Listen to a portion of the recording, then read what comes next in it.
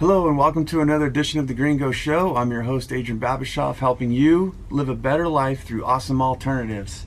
What's up, you guys? Good to have you with me again.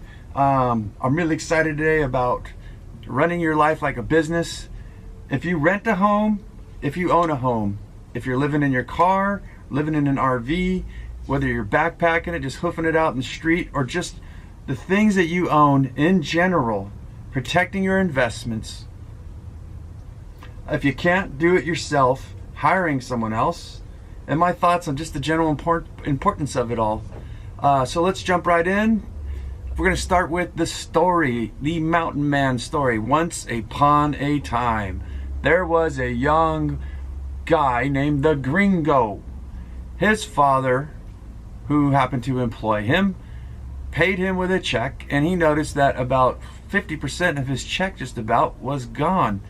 And he came to his father, and his father said, well, you want to know why? We have street lights, we have roads to be maintained, and wars to fight, and space travel to commence on. Where do you think all that money comes from? It comes from us paying taxes. The Gringo was very displeased. He said, if they're taking half of my money and the street lights suck where I live, there's potholes everywhere in the road, the education system seems very run down, everything seems run down, and I really don't care about outer space. I think we should start worrying about the place that we live in. He said, well, there's one thing for certain in life, death and taxes. So the Gringo said, you know what then? Fuck it. I'm getting the fuck out of here, and I'm going to do away with money and be a mountain man. I'm going to go live up there like Jeremiah Johnson. So if this Gringo guy was to go up there to the mountains, he would need some supplies. He would need things to live on, which is not that much different than living in the concrete jungle. On that story, you guys, I started figuring out later on in life was what is the difference? What is the difference between making money or going out and hunting and gathering and getting the resources that you need? There is actually, when it comes to investments, not really much except for the drastic way of life. So when I start thinking about my life right now, and I look at the amount of money I need to make, it's basically I need to hunt for that money to get the resources that I need. If I was going to go to the mountains, I would certainly not buy a cheap mule or a cheap rifle. I would be dependent on these things. And it's the same when you're out trying to survive in the concrete jungle, in my opinion. And so protecting your investments, being a mountain man, would be very, very crucial. This would be something that we're not fucking around, man. We need this stuff. And if you were smart, you would buy very good stuff that's going to be reliable, a rifle that's not going to jam up on you. I would want to educate myself on how to clean that rifle. I would educate myself on what type of horse I would need, how do I feed it, take care of it. So you see, folks, it's the exact same thing. There's no difference between there's a slight difference, but for the most part, a horse and a car is the same things when it comes to survival in the concrete jungle. If you don't have that car and you can't get to work, you're going to end up living on the streets, you know. And if you are living in the streets, you still need a backpack. You need a good pair of boots, in my opinion. I would not be doing it like I'd be a professional homeless guy. I would kick the shit out of the style that any homeless guy had. I'd be the best homeless guy I could be. No, but seriously, guys. So let's jump into it. So if you own a home, I've seen lots of people just neglecting things, leaky roofs. I am a contractor. I own my own business, so I see these things, and I see friends and family, and I'm watching their investment just go down the poop chute. Like, you guys don't realize how much money it takes to fix things, especially when you're a contractor and you're hired to fix something, a leaky roof with a rotted wall, and that stuff's like cancer. You get termites coming in there, and you don't know until you take it apart. So we're talking about thousands and thousands of dollars in a vehicle. Same thing. If you don't understand keeping up the juices, keeping up the fluids in it, doing fluid changes on your transmission, you got a couple $100 that you're going to need to replace these things. So I want to just enforce this to take care of your investment. You realize, let me tell you guys another story. I have a friend of mine who just bought brand new tires for his pickup truck. He's been rotating these things, babying them. He finally had to get new tires, not because of the tread, because the tread was worn nice and uniform. He had to buy new tires because the sidewalls were just starting to crack after, 10 years of running these things. So you see the investment. I mean, I drive an F350 diesel, 96 in the year model, big giant crew cabs, one of the biggest trucks there. And my point on it is, if I had to buy tires, which I did, it was around $1,300, and I didn't buy those cool big mud tires to make me look cool because I'm 41 years old. Being cool was maybe 10, 15 years ago. That's all gone. I'd rather have the better gas mileage than try to look cool. But anyways, I digress. So on that story though, let's think about that. Whether you live in an RV, a car, or hoofing it, you own a home, you're renting a home, the things that you have will end up owning you if you don't take care of them. Or you're gonna have to make money to go buy new shit when your shit fails and breaks because you didn't maintenance it. So it's very important to think of that mind frame. I think of like being a mountain person and being a concrete jungle person. And you realize that, like my friend with those tires, most of us out there would have to replace our tires every 4 years or so. Like, he saved himself, not quite a significant amount of money, I would say, per year if you did the math. But you start taking all the things that you're owning, all the things that own you, all the things you have at maintenance and the replacement that you have to keep replacing things over years and years and years, it all adds up. What if someone could tell you that you can actually retire earlier if you bought good shit? You'd actually be able to go on, if you didn't care about retiring early.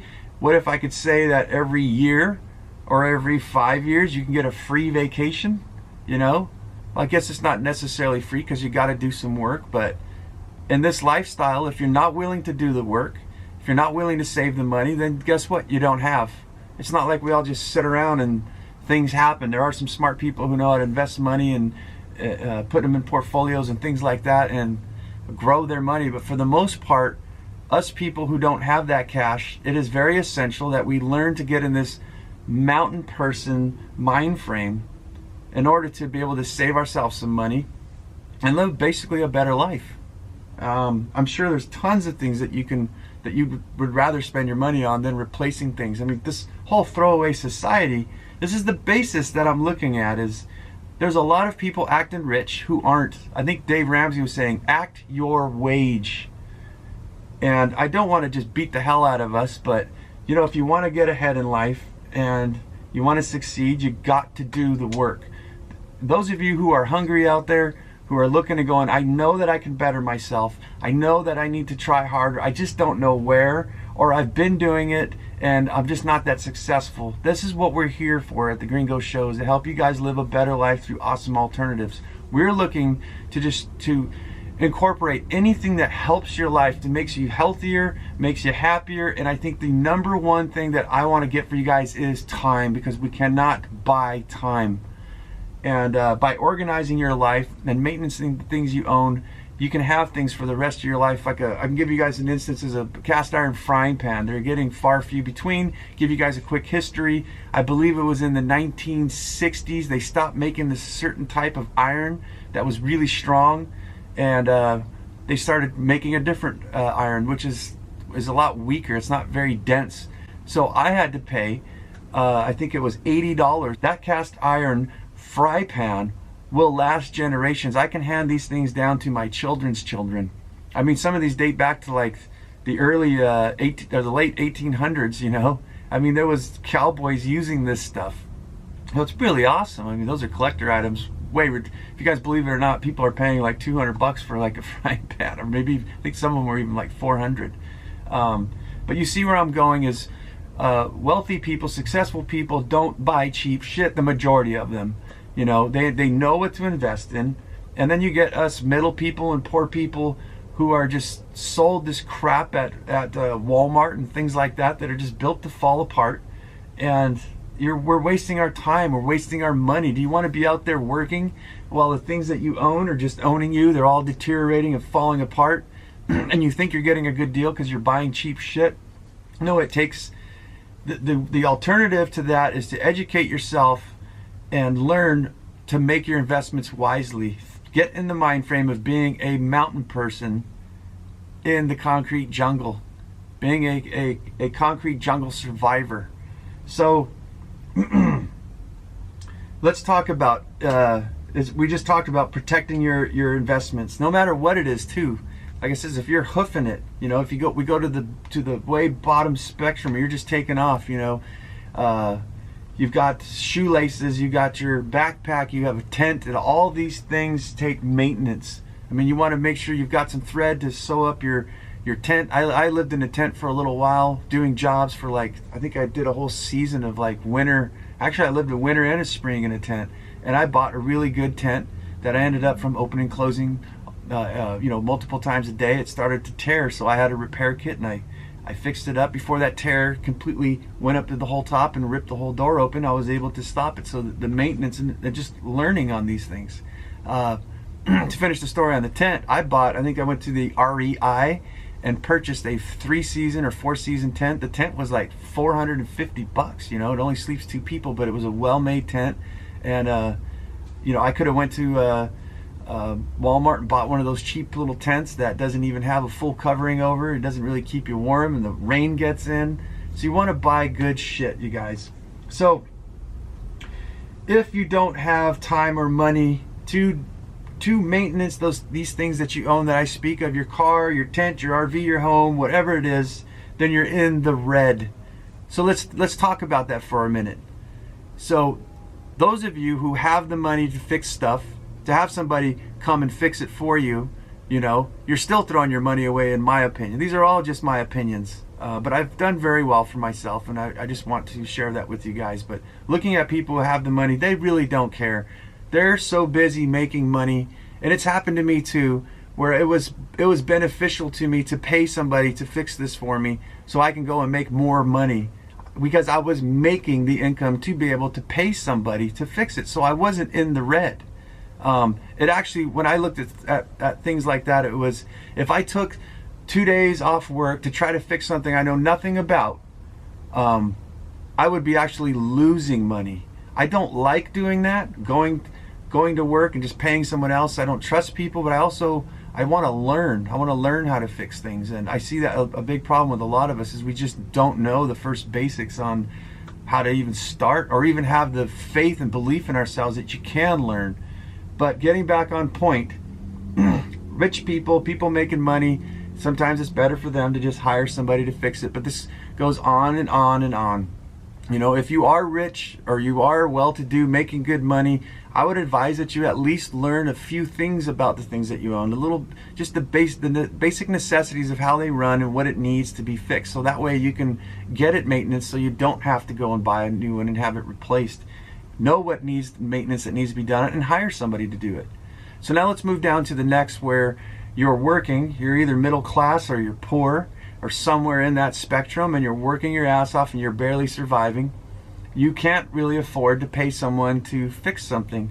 And I think the answer to a lot of people is, well, if the fridge breaks, we'll just go buy a new one or buy a used one, and not knowing, did the other person maintain it? Am I going to have this thing for 6 months and it crashes? Because I don't know about you guys, but I've had that happen to me, and it sucks. I've had a washing machine go out. I've had fridges that went out, and it just, somebody else dumped their problem on you. And that's what I look at is, don't be a douchebag out there, guys. Don't sell someone a house that's got termite damage and all these things that you kind of just spray painted over, or a car or something. Let them know what's going on with it. Be a decent human being. I mean, there's some people out there that are just getting started in their life. They work their ass off to save, to get themselves ahead, and you're going to give them a problematic product that's just going to ruin them. You know, that just really sucks. This karma is a bitch. You know, some people, I think there's bad people out there that don't give a shit, and they can live their life knowing, ha ha ha, look at that, I passed that thing on, and they're probably having a great time with it now, aren't they? Me personally, it makes me feel good that I was honest, and that I sent them off with all the knowledge that I know about it, and it just makes me feel good as a person, and I think that you should do as well. I mean, that's just good practice, and I think it's something simple, but I think it's something that needs to be said. Just don't be a douche. Don't be coming from the gringo. Don't be a douche. So, yes, going to the spectrum of those of us who are working and can't afford it, I think this is the problematic area, and this is where we get into the red, because we have two things going on here. We have someone that doesn't have enough money to fix a major repair, or even in some cases to even replace the item, and they don't have the knowledge. So let's think about that. If you don't have money to fix something, you don't have the knowledge, you're out there busting your hump, and in the background, if something happens, you don't have the money to replace that thing or fix it. So that's when you need to start educating yourself about buying good shit. So before you went, I'm taking the refrigerator as an example. I don't know why today, but you'd want to spend some good money and buy a good refrigerator. Let me spur off here, which an old timer taught me. He says, I can't afford to buy cheap tools. Meaning that when me, being a contractor, I own my own business, if I haven't said already, when I go out there and I buy a cheap power drill, I'll use the thing for a day and I use it excessively, it burns out. The drill costs maybe $50. I didn't want to go spend the $200 on one because that was ridiculous. $200 for a drill? I'm not sure if that's the exact cost, but you follow me. So what I found is I went and bought another one for 50 bucks. That one worked because I didn't work it so excessive. I kind of learned, well, this thing's built a little cheaper. Maybe I should go a little easier on it. It burned out after a month, and I'd have to pay for another one and another one, so on. When I had to leave the job to go buy something new, I lost time at work, and I lost my money when I could have just bought something of good quality that lasts. Being the mountain man, that was my pistol. I needed my drill, and I bought something great, and I've had them last like, I think my last one was like 9 or 10 years. I think I bought it, maybe 11 when my daughter was born. And so yes, this is when we get in the red. If you don't have the money to fix something and you don't have the know-how, let's get you helped out here. I would say is start small. Don't be intimidated by things. In the process of learning how to fix one thing, you will actually find that will educate you and give you an idea, not the schematics, but the mechanics of something else. So by learning to fix one thing, it gives you the knowledge to actually run into fix other things as well. So when you start, it's very rewarding, and it does pay off for us people who are working our asses off. Sure, it's a pain. You worked all day, you come home, you're like, oh my God, I gotta repair this thing. But guess what?